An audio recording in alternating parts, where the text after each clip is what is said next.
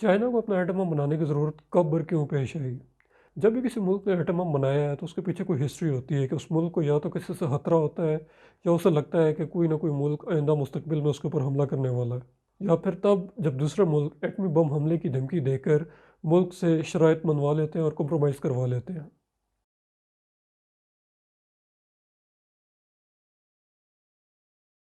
Communist China نے اپنی آزادی جنگ کے ذریعے حاصل کی۔ انہوں نے پہلے پائی جانے والی ریپبلک آف چائنا حکومت جو کہ چیانگ کائی شک کی تھی اس کو مین لینڈ چائنا سے باہر نکال دیا اور خود اس پہ قابض ہو گئی، جبکہ چیانگ کائی شک کی حکومت ریپبلک آف چائنا جس کو آج کل تائیوان کہا جاتا ہے ادھر جا کے سیٹل ہوگی۔ اب تائیوان چائنا کا ایک بڑا جزیرہ ہے اور تائیوان کا جزیرہ تقریباً 1200 سال سے چین کا حصہ رہا ہے۔ چائنا پہ قبضہ کرنے کے بعد کمیونسٹوں کا اگلا پلان تائیوان پہ قبضہ کرنے کا تھا، لیکن تائیوان پر حملہ کرنے کے لیے فوج اور کشتیاں ابھی تک تیار نہیں تھیں، اس لیے تائیوان پر حملے سے پہلے تیاری ضروری تھی۔ لیکن ابھی یہ تیاری چل رہی تھی کہ کوریا کے اندر جنگ شروع ہوگی۔ ساؤتھ کوریا کے ساتھ امریکی تھے جبکہ نارتھ کوریا کو چین اور روس کی حمایت حاصل تھی۔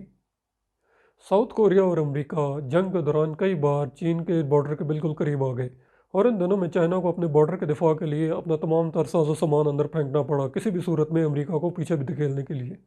لیکن اس کے باوجود بھی چین کے بارڈر اور نارتھ کوریا کے دفاع کے لیے سوویت ایئر فورس کی مدد ضروری تھی، کیونکہ چین کے پاس خود ایئر فورس نہیں تھی۔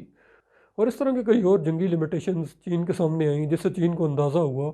کہ چین کو اپنی بقا کے لیے کچھ نہ کچھ کرنا ہوگا، کیونکہ چین کی فوج امریکہ جتنی ڈیولپ نہیں تھی اور روس سے جب بھی مدد لینی ہوتی تھی تو روس کی شرائط ماننی پڑتی تھی۔ لیکن جیسے تیسے کر کے کوریا کی جنگ میں چین نے امریکہ کے ساتھ حساب برابر رکھا اور چینی نارتھ کوریا اور چینی بارڈروں کے دفاع میں کامیاب رہے۔ کوریا کی جنگ 1950 سے 1953 تک لڑی گئی۔ کوریا کی جنگ ختم ہونے کے بعد چینیوں کی تمام تر توجہ دوبارہ تائیوان پہ قبضہ کرنے کی طرف ہو گئی۔ جب تائیوان کو اندازہ ہوا کہ کمیونسٹ چائنا ان پہ قبضہ کرنے کے لیے پلاننگ کر رہا ہے اور بڑے زور و شور سے فوج اکٹھی کر رہا ہے، تو تائیوان نے امریکہ کے ساتھ دفاعی معاہدہ سائن کر لیا، جس کے تحت اگر چین نے تائیوان پہ حملہ کیا تو امریکہ تائیوان کا دفاع کرے گا، اور اس دفاع کے اندر امریکہ ایٹم بم بھی چین کے خلاف استعمال کر سکتا تھا۔ تو ایسے صورت کی وجہ سے دو مرتبہ 1954، 1955 اور 1958 میں چائنا پھنس کر رہ گیا جب چائنا نے تائیوان پر حملے کی مکمل پلاننگ کی ہوئی تھی، لیکن امریکی ایٹمی بحری جہازوں کی موجودگی کی وجہ سے چین تائیوان پر قبضہ نہیں کر سکتا تھا۔ چین کا خدشہ تھا کہ وہ چین کے خلاف ایٹم بم استعمال کر دیں گے۔ ایسی صورت میں چین کو یہ بات پہلے سے بھی زیادہ ضروری لگی کہ چین اپنا ایٹم بم پروجیکٹ بنائے، کیونکہ ایٹم بم بنانا پوری فوج اور ایئر فورس کو ڈیولپ کرنے سے زیادہ سستا کام تھا، اور اس کے ساتھ ساتھ یہ زیادہ تباہ کن بھی ہو سکتا تھا، جس کی وجہ سے بہت سے بڑے بڑے ملک بھی کوئی فیصلہ کرنے سے پہلے 100 بار سوچتے۔ 1958 میں روس اور چائنا کے ایٹم بم پروجیکٹ کے اوپر کولیبوریشن یعنی کام شروع ہو گیا، لیکن پس منظر میں چین کے اور روس کے تعلقات سیاسی طور پہ تھوڑے سے خراب ہو رہے تھے، کیونکہ ماؤ زیدونگ کی چینی حکومت نے روسی حکومت پہ الزام لگایا کہ روسی حکومت سوشلزم اور کمیونزم کے بنیادی اصول ٹھیک طریقے سے نہیں مان رہی تھی اور روسی حکومت کرپٹ تھی۔ اس بات کی وجہ سے دونوں ملکوں کے آپس کے تعلقات کشیدہ ہو گئے اور ان دونوں ملکوں کے درمیان پچھلے 10 سال سے جو دوستی کا تعلق تھا وہ ختم ہو گیا، اور اسی دوستی کے ساتھ روس کی وہ مدد بھی ختم ہوگی جو وہ چین کے ایٹم بم پروجیکٹ بنانے کے لیے کر رہا تھا۔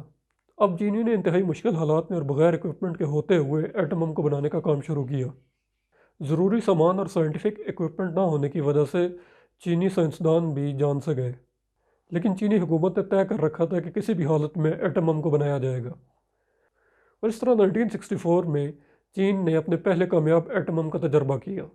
چین کے ایٹم بم کے تجربے کے بعد مغرب خاص طور پہ امریکہ کو کافی تشویش ہوئی کہ پہلے سوویت یونین کے ایٹم بم سے نپٹنا مشکل ہو رہا تھا اور اب چین کے پاس بھی ایٹم بم آ گئے تھے۔ اب چین کا ایٹم بم تجربہ ہی آگے چل کے انڈیا کے ایٹم بم بنانے کی وجہ بھی بنا، کیونکہ 1962 کے اندر انڈیا اور چائنا آپس میں ایک جنگ لڑ چکے تھے اور انڈیا چین کو اپنا دشمن سمجھتا تھا، اور چین کے پاس ایٹم بم آنے کی صورت میں انڈیا یہ سمجھنے لگ گیا کہ انڈیا کو بھی ایٹم بم کی ضرورت ہے۔ چین کے پاس ایٹم بم آنے کے بعد چین کانفیڈنٹ ہو گیا اور چینی حکومت پر ایٹمی حملے کی دھمکی دے کر چین سے شرائط منوانا بھی مشکل ہو گیا۔ اس کے ساتھ ساتھ چینی حکومت اپنے ہمسایہ ملکوں پر بھی اپنی مرضی کرنے لگ گئی۔